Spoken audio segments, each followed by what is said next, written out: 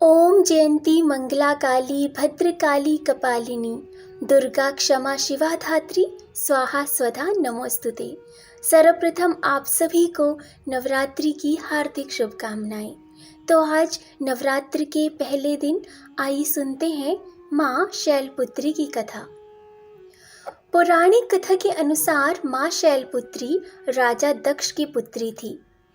एक बार राजा दक्ष ने अपने राजमहल में एक विशाल यज्ञ का आयोजन रखा था। इस यज्ञ में उन्होंने सभी देवी देवताओं को बुलाया था, लेकिन अपने अपमान का बदला लेने के लिए उन्होंने अपनी पुत्री के पति यानी कि भगवान शिव को ही उस यज्ञ में नहीं बुलाया। जब माता सती ने भगवान शिव से उस यज्ञ में जाने की अनुमति मांगी तो भोलेनाथ ने मना कर दिया और कहा कि बिना बुलाए कभी भी किसी के घर नहीं जाना चाहिए।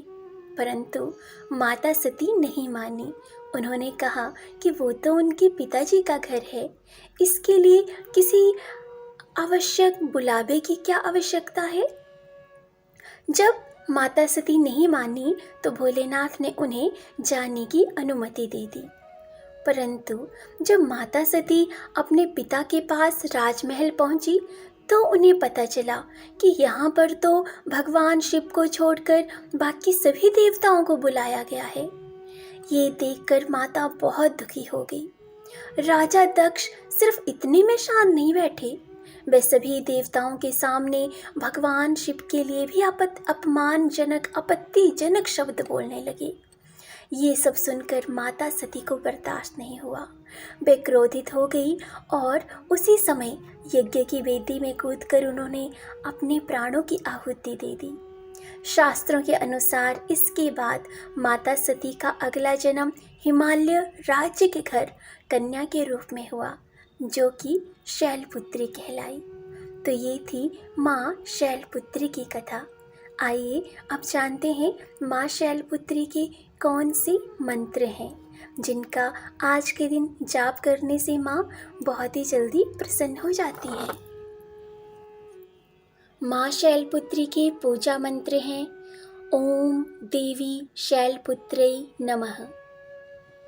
वंदे वांछित लाभाय चंद्रार्थ शेखरां वृषारूढ़ां शूलधरां शैलपुत्रीं यशस्विनीं।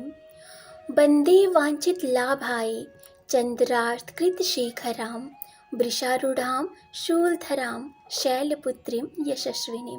तो ये मंत्र है जो माँ शैलपुत्री को अत्यधिक प्रसन्न है। अब जानते हैं कि माँ को कौन सा भोग पसंद है।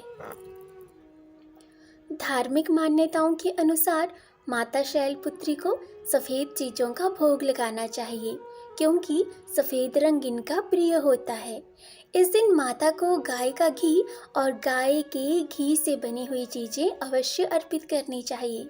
ऐसी मान्यता है कि इन चीज़ों के अर्पण से माता रानी बहुत ही जल्दी प्रसन्न होती हैं और अपने भक्तों को आरोग्य और सुखी जीवन का आशीर्वाद देती हैं।